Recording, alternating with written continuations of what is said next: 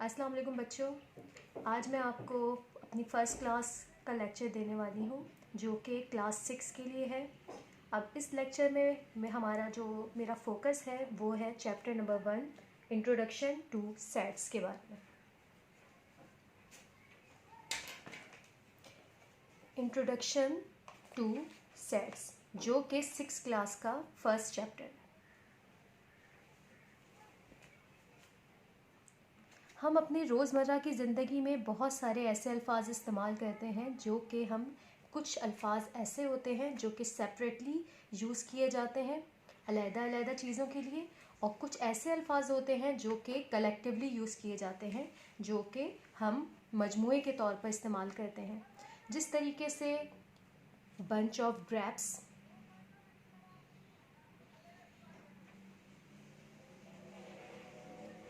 यानी अंगूरों का गुच्छा। इसी तरीके से हमारे पास set of furniture,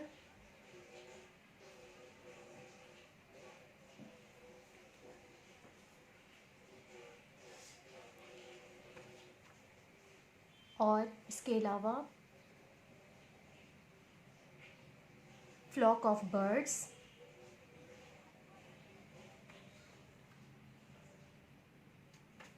flock of sheeps, etcetera. अब ये वाले ऐसे अल्फाज हैं जो कि हम मजमूए के तौर पर इस्तेमाल करते हैं, मतलब कलेक्शन के तौर पर इस्तेमाल करते हैं। तो जो अल्फाज ऐसे या जो ऐसी चीज़ें जो कलेक्टिवली यूज़ किए जाएं उनको हम कहते हैं सेट्स। अगर हम सेट्स की डेफिनेशन की तरफ चलें तो सेट क्या है, पहले हमें इसको समझना पड़ेगा। A set is a collection of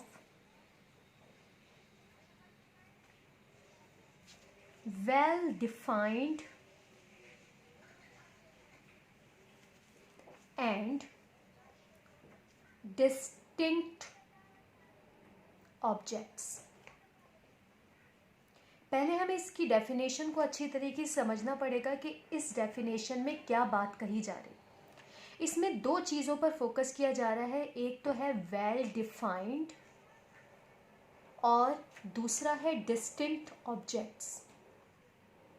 well defined, सबसे पहले हम इस पर आ जाते हैं कि वेल डिफाइंड क्या चीज़ होती है। वेल डिफाइंड कहते हैं हम ऐसी चीज़ों को जो कि हम डिस्क्राइब कर सकें, जो कि हम अच्छी तरीके से बयान किया जा सके, जिनका कोई ना कोई मतलब हो। और डिस्टिंक्ट ऑब्जेक्ट उनको कहा जाता है जो चीज़ें वाज़े तौर पर पहचानी जा सके।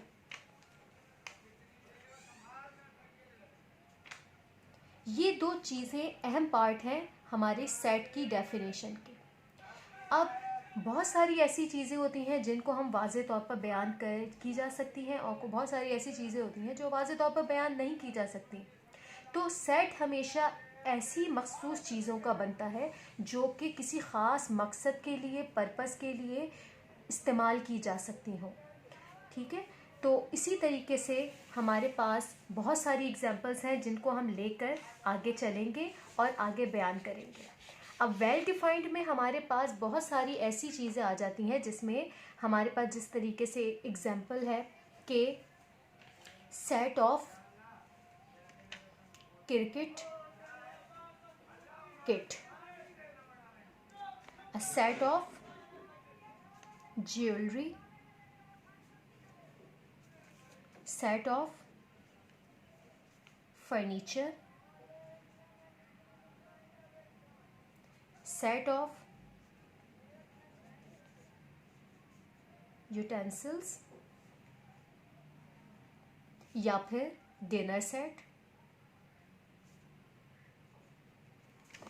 इसी तरीके से बेडरूम सेट,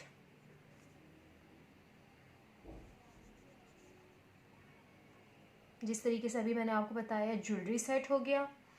इसी तरीके से बहुत सारी ऐसी चीज़ें हैं जो कि हम कलेक्टिवली इनको इस्तेमाल करते हैं। और अगर हम और ज़्यादा एग्जांपल्स में चले जाएं तो हमारे पास आ जाती हैं अल्फ़ाबेटिकल सेट,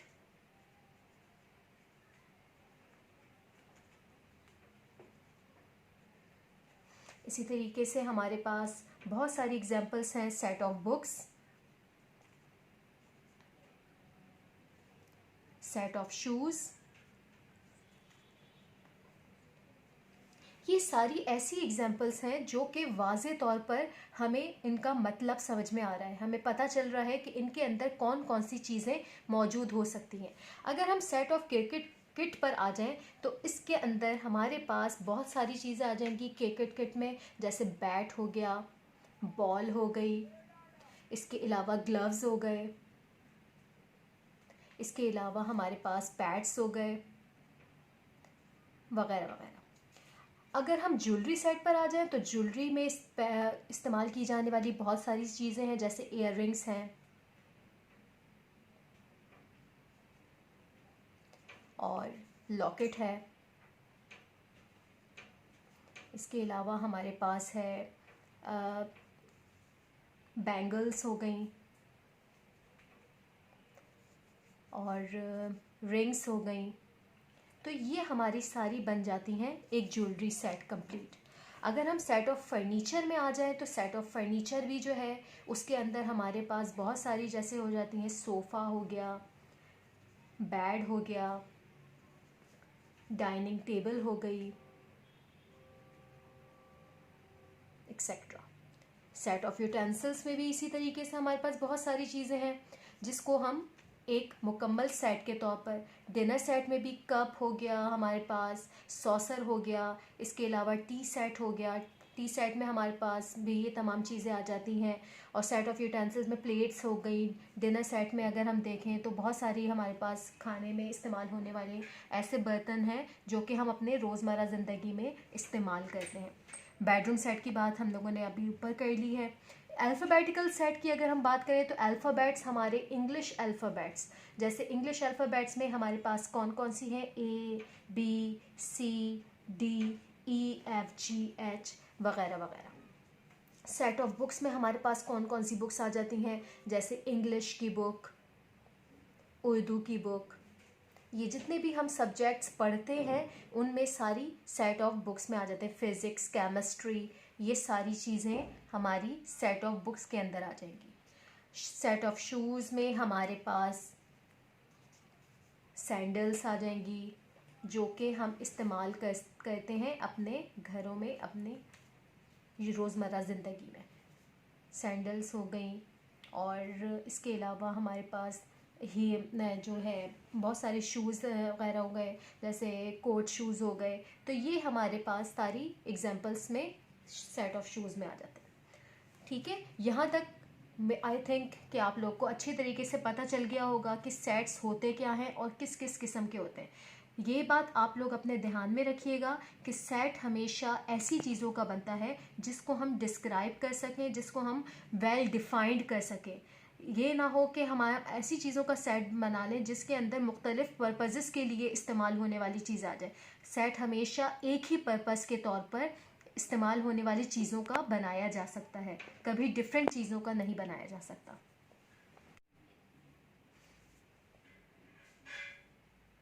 तो प्यारे बच्चों, आज मैं आपको अभी जो मेरा प्रीवियस लेक्चर था जिसमें मैंने आपको इंट्रोडक्शन टू सेट बताया, आज उसकी ही नेक्स्ट जो क्लास है मैं आज आपको दे रही हूँ, वो है फॉर्म्स ऑफ सेट्स के बारे में। Forms of sets. अब सेट्स को हम अगर हम देखें तो सेट की 3 मेन फॉर्म्स हैं। 3 forms of sets are there. Number 1, descriptive form.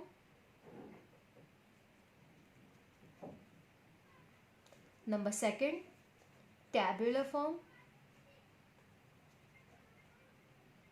और नंबर 3 है सेट बिल्डर नोटेशन।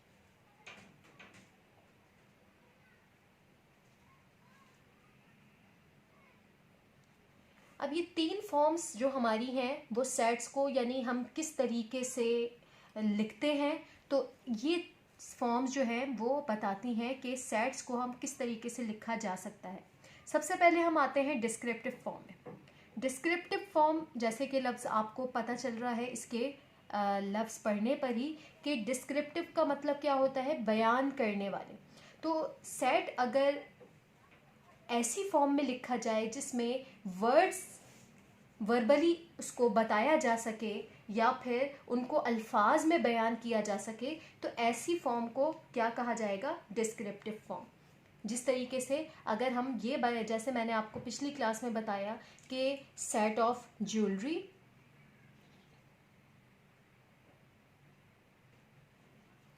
और इसी तरीके से सेट ऑफ इंग्लिश अल्फ़ाबेट्स,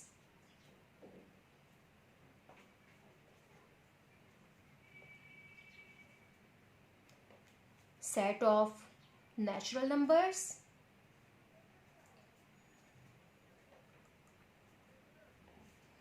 और इसके अलावा हमारे पास सेट ऑफ क्रिकेट टीम। अब क्रिकेट टीम में हम ले लेते हैं, चले एग्जाम्पल के तौर पर पाकिस्तानी क्रिकेट टीम।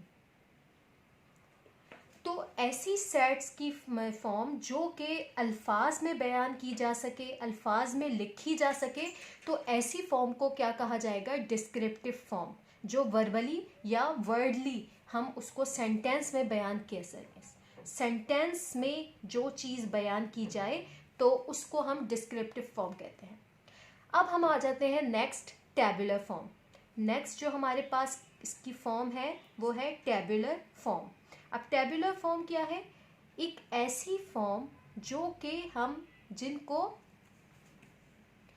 अल्फाज के बजाय न्यूमेरिकल फॉर्म में अगर हम बयान किया जाए या न्यूमेरिकल फॉर्म में लिखा जाए तो हम ऐसी फॉर्म को क्या कहेंगे, टैबुलर फॉर्म।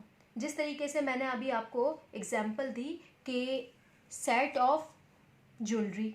अब सेट ऑफ ज्वेलरी में हम उसको काउंटिंग के तौर पर अब हम इसको बयान करें तो सेट ऑफ ज्वेलरी में हम काउंटिंग के तौर पर एक एक मेंबर को अगर हम बयान करें तो उसके अंदर तमाम चीज़ें मेंबर्स के फॉर्म में आ जाती हैं। जैसे कि सेट ऑफ ज्वेलरी में मैंने एग्जांपल दी थी आपको एयर रिंग्स के बारे में, लॉकेट और रिंग्स, बैंगल्स एक्सेट्रा, और भी आपके पास चीज़ें आ सकती हैं। सेट ऑफ इंग्लिश अल्फ़ाबेट्स का अगर हम एग्जांपल लें तो सेट ऑफ इंग्लिश अल्फ़ाबेट्स के अंदर बहुत सारी आपके चीज़ें आ जाएंगी, जैसे ए, B, C, D, E, F, G, H वगैरह वगैरह। इसी तरीके से अगर हम सेट ऑफ नेचुरल नंबर्स की बात करें तो सेट ऑफ नेचुरल नंबर्स में एक, मैं इसी एग्जांपल्स को आपको लेकर चल रही हूँ, वरना हालांकि बहुत सारी एग्जांपल्स भी हैं। तो जब हम इसकी एक्सरसाइजेस करेंगे तो इंशाल्लाह हम मज़ीद इसको डिस्क्राइब भी कर सकेंगे और इसकी एग्जांपल्स मज़ीद एक्सप्लेन भी हम करेंगे।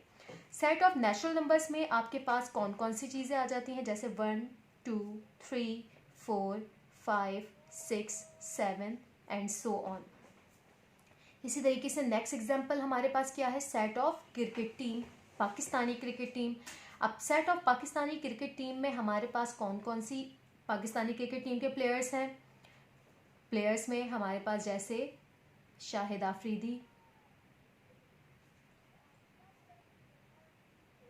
उमर अकमल, मोहम्मद आमिर, ये तो सब बच्चों को अच्छे तरीके से इनके नाम पता होंगे। और बहुत सारे क्रिकेट टीम के अंदर जो मेंबर्स आते हैं ये सारे सेट ऑफ क्रिकेट टीम के अंदर आ जाते हैं। तो इस फॉर्म में हमारे पास जो भी सेट्स बनाए जाएं तो ये फॉर्म क्या कहलाती है, टैबुलर फॉर्म।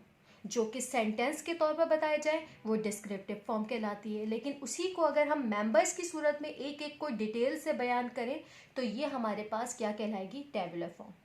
अब नेक्स्ट जो हमारे पास है set builder notation form. Set builder notation form क्या है, सेट बिल्डर नोटेशन फॉर्म बिल्कुल अलग है इन चीज़ों से। सेट बिल्डर नोटेशन, अगर हम इन सेट्स को अगर हम सिंबलाइज करके सिंबलाइज्ड फॉर्म में चेंज करें तो ये हमारी क्या कहलाएगी, सेट बिल्डर नोटेशन फॉर्म कहलाएगी। सेट बिल्डर नोटेशन फॉर्म हमेशा सिंबल्स में बयान की जाती है, जो कि जिसके अंदर हम उनके मेंबर्स को सिंबलाइज्ड करके पेश करें। जैसे कि 2 इज़ ग्रेटर देन 1। अब हमने इसको पहले डिस्क्रिप्टिव फॉर्म में लिखा था कि 2 इज़ ग्रेटर देन 1। हमें ये पता है कि 2 जो है 1 से बड़ा है, तो अब हम इसको इतना बड़ा लिखें तो लिखने से बेहतर है कि हम इसको सिंबल्स के तौर पर पेश करें। जैसे 2 जो है वो ग्रेटर देन है 1 से, यानी एक ऐसा सेट जिसमें इस तरीके की बातें बयान की जाएं, लेकिन इसको हम सिंबलाइज्ड फॉर्म में पेश करें, तो ये हमारे पास क्या कहलाएगी, ये हमारे पास कहलाएगी set builder notation form. I hope कि आपको आज का लेक्चर पसंद आया होगा। अस्सलाम वालेकुम स्टूडेंट्स, आज मैं एक्सरसाइज की तरफ मूव करती हूँ। जो क्लास 6 की फर्स्ट एक्सरसाइज है, एक्सरसाइज 1A। जो प्रीवियस लेक्चर्स थे उसमें मैंने आपको सेट्स और उसकी फॉर्म्स के बारे में बताया था। आज हम उसकी एक्सरसाइज की तरफ जा रहे हैं और एक्सरसाइज को सॉल्व करने की कोशिश करेंगे। तो आई होप कि आप लोग अटेंटिवली जो है मेरा लेक्चर नोट करेंगे और समझने की पूरी भरपूर कोशिश करेंगे। तो एक्सरसाइज 1A जब हम देखते हैं तो उसके अंदर जो हमारा फर्स्ट क्वेश्चन है वो है pick out the well defined sets from the following. जैसे कि मैंने आपको लेक्चर में बताया था कि वेल डिफाइंड होना चाहिए सेट्स को। अब यहाँ पर इन्होंने एक्सरसाइज में जो हमारे पास क्वेश्चंस दिए हैं उसमें हमें ये बताना है कि कौन सा ऐसा सेट बना हुआ है जो कि वेल डिफाइंड है और कौन सा ऐसा सेट है जो कि वेल डिफाइंड नहीं है।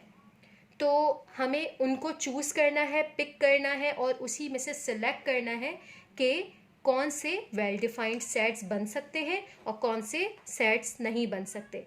तो आज हम इन्हीं एक्सरसाइज को सॉल्व करेंगे। तो क्वेश्चन नंबर 1 जो हमारे पास एक्सरसाइज है उसको हम सॉल्व कर रहे हैं, जिसका जो फर्स्ट पार्ट है वो है नंबर A। अच्छा, ये बात याद रखिए कि जब हम सेट कोई भी जब हम शो कर रहे होते हैं तो हम कोई ना कोई उसको अल्फ़ाबेट से या किसी न किसी नाम से उस सेट को ज़रूर एक्सप्लेन करते हैं या उस सेट को कोई ना कोई नाम ज़रूर देते थे। जैसे A is a set of, B is a set of, C is a set of. तो इसी तरीके से हम भी यहाँ पर एक शो करेंगे सेट्स कौन कौन से हैं और किस किस नाम से। ज़ाहिरी बात है हर एक का कोई ना कोई नाम होता है, वो इसकी कोई ना कोई पहचान होती है। तो इसी तरीके से ये जो हमारा सेट बन रहा है उसकी पहचान है A। A is a set of test cricket captains of Pakistan. अब हमें ये बताना है कि क्या ये सेट बन रहा है या नहीं। अब आपने जैसे ये देखा, मैंने आपको बताया था कि वेल डिफाइंड होना चाहिए, उसके अंदर एक्सप्लेनेशन ज़रूर होनी चाहिए। अब test cricket captains of Pakistan, अब यहाँ पर बहुत सारे हमारे यानी पाकिस्तान की कैप्टन को हमें यहाँ पर जो है कैटेगराइज करना है और उसमें हमारे पास कौन से होने चाहिए, टेस्ट क्रिकेट की टीम के होने चाहिए कैप्टन्स। तो जाहिर बात है ये सेट हमारा बन सकता है। ठीक है, तो अभी हमें सिर्फ इसको पिक करना है, हमें पिक आउट करना है, तलाश करना है, उनमें से निकालना है कि कौन से सेट बन सकते हैं, कौन से सेट नहीं बन सकते। इसी तरीके से नंबर 2 पर हमारे पास आ जाता है B is the set of tasty food items. अभी मैं आपको एक्सप्लेन कर रही हूँ, फिर आपने खुद पिक आउट करना है कि इसमें कौन से सेट वेल डिफाइंड है और कौन से सेट वेल डिफाइंड नहीं है। अब टेस्टी फूड आइटम्स, अब टेस्टी फूड आइटम्स मुझे आप ये बताइए कि टेस्टी फूड क्या ये सेट बन सकता है, क्योंकि टेस्टी फूड हर एक की अपनी पसंद होती है, नापसंद होती है। कुछ लोग होते हैं जो कि टेस्ट के लिहाज से बर्गर पसंद करते हैं, कुछ लोग होते हैं बर्गर नहीं पसंद करते।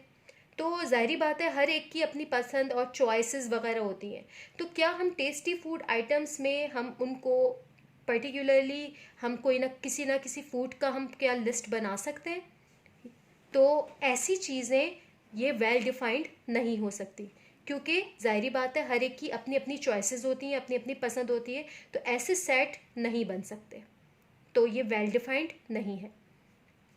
नंबर थर्ड में हमारे पास सी सेट आ जाता है, जो कि है prime ministers of Pakistan. Prime ministers of Pakistan. अब ये वाला सेट ज़ाहिरी बात है प्राइम मिनिस्टर्स, जब से पाकिस्तान फॉर्म हुआ है, पाकिस्तान बना है, तो जब से हमारे कोई ना कोई प्राइम मिनिस्टर फॉर्म्स जो है होते चले आ रहे हैं। इलेक्शन होते हैं, प्राइम मिनिस्टर बनते हैं, फिर कोई नया जब इलेक्शंस ख़त्म हो जाते हैं या टाइम पीरियड गुजर जाता है तो एक नया प्राइम मिनिस्टर जो है वो उनको बनाया जाता है, इलेक्ट किया जाता है। तो जैसे कि अभी हमारे जो हालिया प्राइम मिनिस्टर हैं वो है इमरान ख़ान, उससे पहले थे नवाज़ शरीफ थे, उससे पहले जो है बहुत सारे हमारे पास यूसुफ रज़ा गिलानी गए हैं। इसी तरीके से जब पाकिस्तान बना था तो हमारे लियाकत अली ख़ान प्राइम मिनिस्टर थे। तो ये एक कंप्लीट सेट फॉर्म हो सकता है, तो ये वाला वेल डिफाइंड है, इस वजह से हम इसको भी सेट कहेंगे। नंबर 4 पर आ जाते हैं। नंबर डी, यानी D is a set of naughty students. Naughty students in your class. अब आप ये मुझे बताइए कि नॉटी स्टूडेंट्स क्या ये सेट बन सकता है? नॉटी स्टूडेंट्स तो ज़ाहिरी बात है कोई हर बच्चा कोई ना कोई शरारती होता है, तो हम इसको यानी कैटेगराइज अच्छी तरीके से या हम इसको डिस्क्राइब नहीं कर सकते कि किस बच्चे के अंदर शरारत छुपी है, किस बच्चे के अंदर शरारत नहीं छुपी हुई, या कौन सा बच्चा ज़्यादा नॉटी है, कौन सा बच्चा ज़्यादा नॉटी नहीं है। तो इसको हम इस तरीके से वेल डिफाइंड नहीं कर सकते, तो इसी वजह से ये हमारा सेट फॉर्म नहीं हो सकता। ठीक है। अच्छा, इसके अलावा नंबर 5 पर हमारे पास आ जाते हैं number E, mathematical teachers in your school. Mathematics teachers in your school. अब आपके स्कूल में बहुत सारे टीचर्स होंगे, अब उसमें हर एक अपना अपना किसी की कोई ना कोई स्पेशलाइज्ड है अपने अपने सब्जेक्ट्स में। तो जिनको ज़ाहिरी बात है कि जिनको मैथ्स बहुत अच्छी तरीके से एक्सप्लेन करना आती होगी, तो वही आपको क्लास में भी आकर पढ़ाते होंगे। तो आपको पता होगा कि ये वाले टीचर्स हमारे मैथ्स अच्छे तरीके से पढ़ा सकते हैं और यही वाले टीचर्स मैथ्स पढ़ाते हैं, तो हम इनका एक अलहदा सेट बना सकते हैं। तो ये वाला वेल डिफाइंड है, इस वजह से हम इसको भी जो है वेल डिफाइंड सेट्स के तौर पर पिक आउट कर सकते हैं। ठीक है, जिन जिन चीज़ों पर मैंने अंडरलाइन किया है उनको वेल डिफाइंड सेट्स कहा जाएगा। ठीक है, चले अस्सलाम वालेकुम क्लास 6। आज जैसे कि आपको पता है कि हम एक्सरसाइज सॉल्व कर रहे हैं, जिसमें मैंने आपको क्वेश्चन नंबर 1 सॉल्व करवाया था। उसी की तरीके से आपको हम नेक्स्ट क्वेश्चन की तरफ मूव करते हैं, जो कि है क्वेश्चन नंबर 2। लेकिन क्वेश्चन नंबर 2 समझाने से पहले मैं आपको ज़रा सेट बिल्डर नोटेशन के बारे में मज़ीद आपको एक्सप्लेन करना चाहूँगी कि सेट बिल्डर नोटेशन क्या होती है। जिस तरीके से मैंने आपको बताया था कि सेट्स की 3 मेन फॉर्म्स हैं, एक तो डिस्क्रिप्टिव फॉर्म, एक होती है टेबुलर फॉर्म, और थर्ड जो आपकी इसकी फॉर्म है वो set builder notation form. Set builder notation form में मैंने आपको एक्सप्लेन किया था कि सेट बिल्डर नोटेशन फॉर्म एक ऐसी फॉर्म है जिसमें हम सिम्बलाइज्ड वे में हम सेट्स को जो है वो डिस्क्राइब करते हैं। अब सिम्बलाइज फॉर्म में जिस तरीके से मैंने आपको थोड़ा बताया कि इज़ इक्वल्स टू का सिंबल लगा दिया जाए, इज़ नॉट इक्वल्स टू का सिंबल लगा दिया जाए, is greater than, is not greater than या इज़ लेस दैन का सिंबल लगा दिया जाए। तो इस तरीके से इस वे में जो हमारे पास जो भी सेंटेंस को या सेट्स को डिस्क्राइब किया जाए, तो इसको हम क्या कहा जाएगा, इसको कहा जाएगा सेट बिल्डर नोटेशन फॉर्म। अब यहाँ पर एक और चीज़ जो कि ज़्यादा यूज़ की जा रही है वो है इज़ अ मेंबर ऑफ और is not a member of.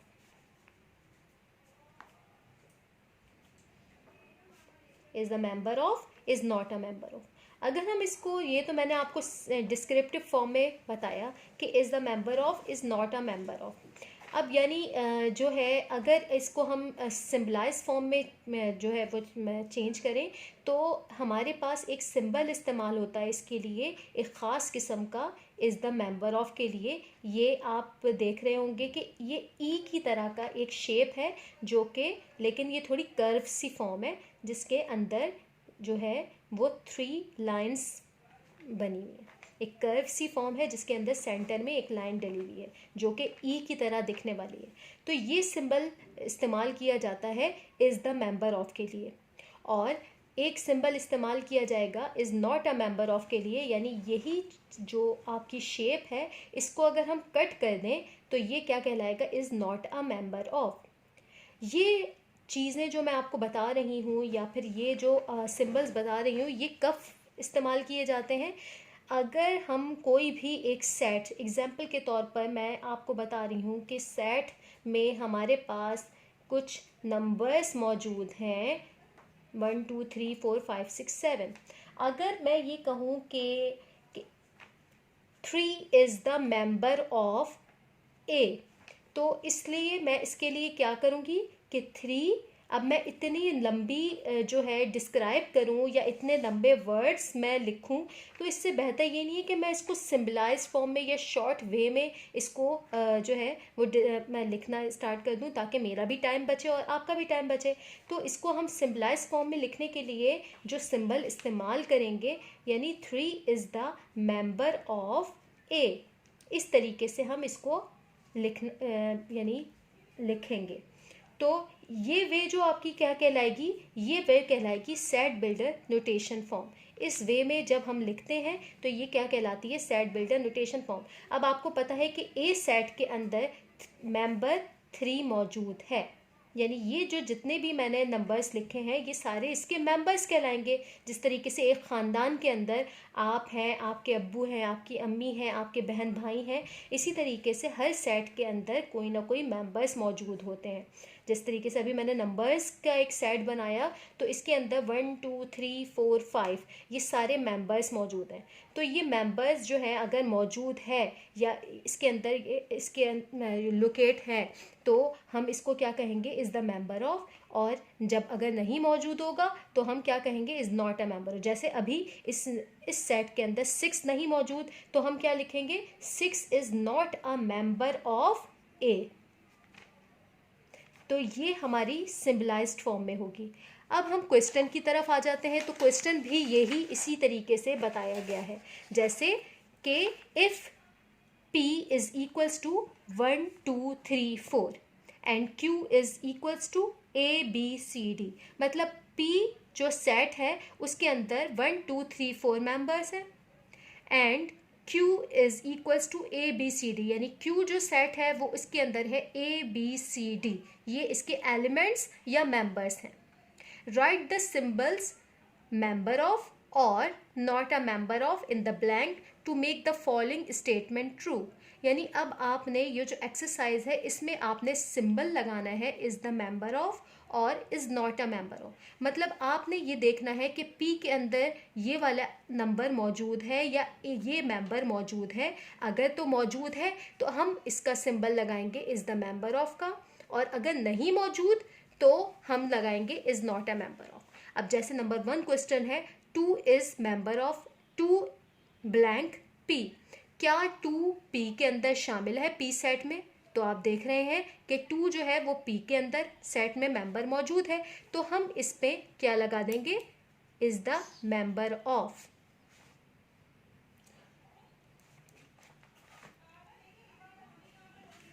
और इसी तरीके से नंबर 2 पर अगर आ जाए तो 5 ब्लैंक P, यानी 5 में हमें बताना है कि क्या 5 P सेट में मौजूद है। तो अब आप देख सकते हैं जैसे 5 जो है वो पी के अंदर मौजूद नहीं है, तो हम क्या लगा देंगे, 5 is not a member of P.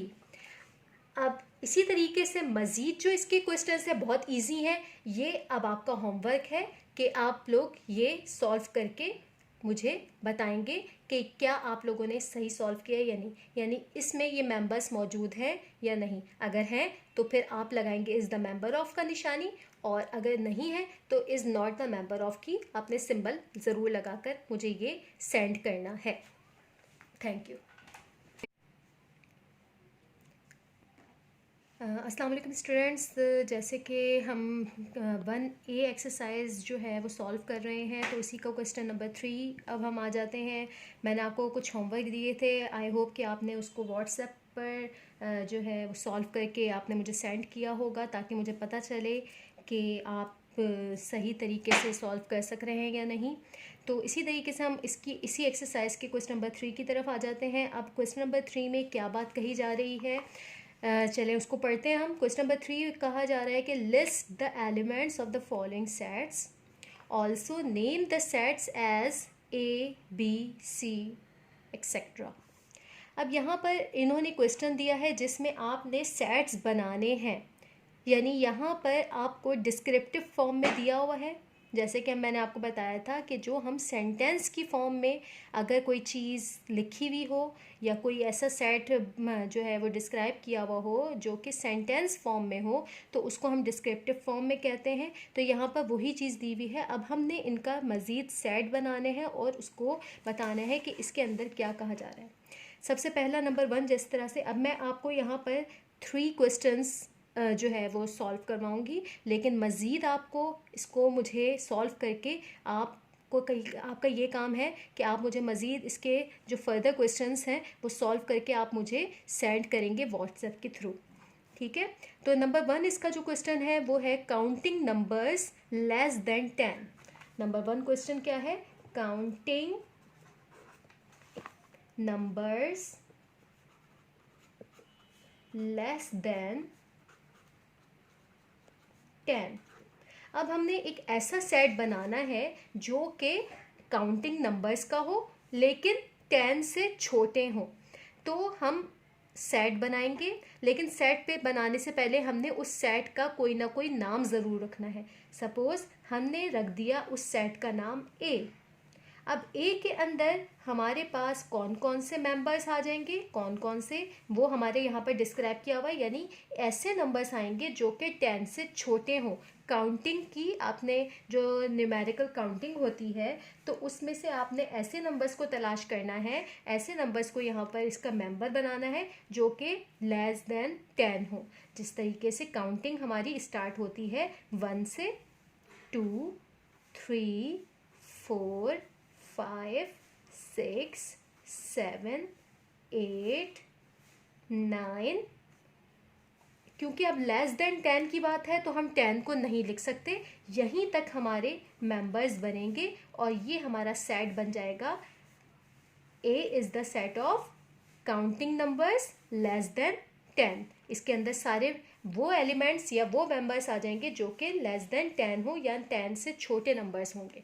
इसी तरीके से क्वेश्चन नंबर 2 में क्या कही जा रही है बात, क्वेश्चन नंबर 2 हमारे पास है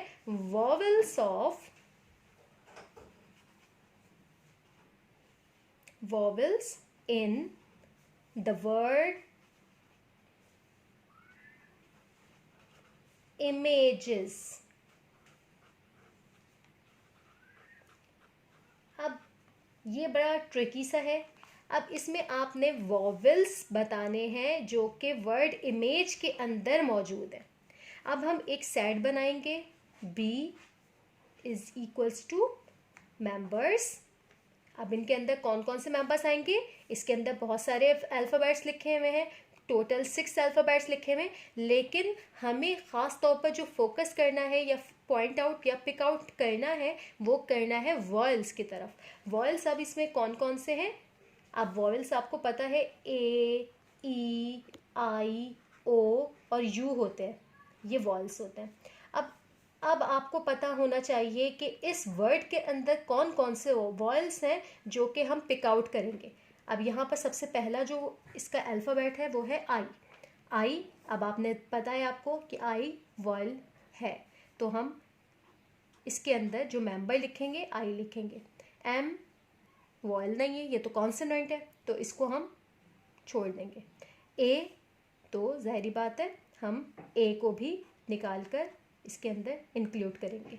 जी is not a vowel, E is the vowel.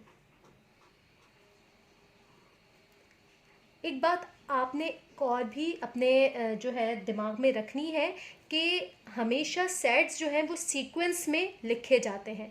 ये ना हो कि हमारा सीक्वेंस बिगड़ जाए। तो अभी तो मैंने तो आपको बताया था आपकी समझ के लिए या आपको समझाने के लिए मैंने इसमें जो है वो पिक आउट कर लिए, लेकिन हमें जो फोकस भी करना है, हमें जो मेंटेन रखना है अपने सेट को, वो हमें सीक्वेंस में ज़रूर रखना है कि हमारे पास जो चीज़ सबसे पहले लिखी जाए, जो सब चीज़ सबसे पहले लिखी जाती है वो हमें सबसे पहले ही लिखनी है। जैसे ए अल्फ़ाबेट हमेशा पहले लिखा जाता है, तो हम जब सेट बनाएंगे तो हम ए को पहले ही लिखेंगे।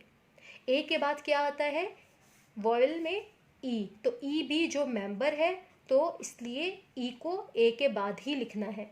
इसके बाद हमारा नेक्स्ट जो वॉयल आएगा आई, तो हम उसको बाद में लिखेंगे। अब क्योंकि इसके अंदर ए, ई और आई ही वॉयल के सारे जो मेंबर्स हैं तो वो मौजूद हैं, इसके अलावा ओ और यू नहीं है, तो इसलिए ओ और यू को हम नहीं लिखेंगे। हमने सिर्फ इमेज के अंदर से वॉयल्स को पिक करना था, लेकिन उसको सीक्वेंस से लिखना लाजमी है, सीक्वेंस बिगड़ना नहीं चाहिए। ये ना हो कि 3 2 से पहले आए या 4 5 से पहले आए। अब नेक्स्ट हमारे पास जो क्वेश्चन है वो है letters of the word mango. अब एक सेट बनाना है जिसमें हमारे पास लेटर्स जितने भी हमारे मैंगो के अंदर आ रहे हैं वो हमारे आने चाहिए। अब हम सी के एक सेट बनाएंगे और उसके अंदर क्या लिखेंगे, लेटर्स मैंगो। उसको सेपरेटली आपने लिखना है, MANGO, मैंगो। तो हमने इन सबको एक अलहदा से एक सेट के तौर पर शो कर दिया। अब जो इसके मज़ीद क्वेश्चंस हैं वो फर्दर आप लोगों ने खुद होमवर्क मैं आपको दे रही हूँ, जो कि आप मुझे सॉल्व करके व्हाट्सएप करेंगे। Thank you. अब हम आ जाते हैं क्वेश्चन नंबर 4 की तरफ, जिसमें आपका क्वेश्चन आ रहा है set which of the following forms state which of the following form sets. यानी इसमें आपने बताना है कि कौन से ऐसे जो क्वेश्चंस हैं जिसमें सेट बन रहा है और कौन से ऐसे क्वेश्चंस हैं जिसमें सेट नहीं फॉर्म हो रहा। तो सबसे पहला जो हमारे पास है strong people in the town. क्या शहर में आप एक ऐसा सेट बना सकते हैं जो कि स्ट्रॉन्ग पीपल का है? हमें क्या पता कि कौन से शहर में कौन कौन से लोग हैं और कौन कौन से स्ट्रॉन्ग है, कौन कौन से स्ट्रॉन्ग नहीं है। तो आई थिंक इसका सेट नहीं बन सकता। नंबर 2 है स्टूडेंट्स ऑफ द क्लास। अब आपको पता है, ये तो आपकी नॉलेज में भी है कि आपकी क्लास में कौन कौन से स्टूडेंट्स हैं, तो आप उन सब स्टूडेंट्स का एक पर्टिकुलर सेट बना सकते हैं, तो ये सेट बन सकता है। Number 3 members of the provincial assembly. तो members of the provincial assembly यानी प्रोविंशियल असेंबली में आपके कौन कौन से मेंबर्स शामिल हैं जो कि इलेक्ट होकर आपकी प्रोविंशियल असेंबली के अंदर मौजूद हैं करंटली। तो आपने उनका भी एक सेट बनाना है, तो उनका भी सेट बन सकता है। ज़ाहिर बात है ये भी एक पर्टिकुलरली इनके प्रोविंशियल असेंबली में मेंबर्स जो हैं वो अच्छे तरीके से आपको पता है कि कौन कौन से इलेक्ट होकर आए, तो इनका सेट लाजमी तौर पर बन सकता है। नंबर 4 है फेमस फिल्म एक्टर्स। अब आपको पता है कि फेमस फिल्म एक्टर्स कौन कौन से मशहूर एक्टर्स हैं, ये भी एक सेट बन सकता है। Number 5 the reverse of Punjab. अब क्या रिवर्स ऑफ पंजाब का एक सेट बन सकता है? आपको ये नॉलेज में है, ज़ाहिर बात है कि कौन कौन से दरिया पंजाब के अंदर बहते हैं, तो हम इसका भी सेट बना सकते हैं। अब नंबर 6 क्या है, the honest people of the neighbourhood. Honest people, अब आप खुद सोचें कि कौन कौन से ऐसे आपके जो नेबर में शामिल हैं या फिर आपके पड़ोस में जो रहते हैं वो ऑनेस्ट है, कौन नहीं है। हम किसी के अब दिल में तो नहीं घुसे हुए, तो ये ऑनेस्ट पीपल का सेट नहीं बन सकता। तो यहाँ पर जो क्वेश्चन में शो करना था वो यही था कि सेट्स किन किन चीज़ों का बन सकता है और किन किन चीज़ों का नहीं बन सकता। तो ये आप इसको सॉल्व करके और आपने मुझे व्हाट्सअप करना है, ये आपका होमवर्क है।